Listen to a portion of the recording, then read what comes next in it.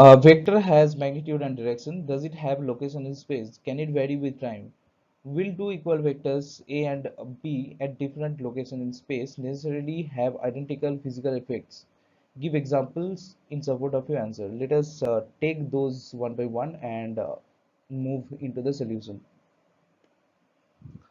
So, the answer to the first question is no. A vector does not have a definite location, as vector can be shifted in a plane by maintaining its magnitude and direction. Can it vary with time? Vector can change with time. For example, displacement vector.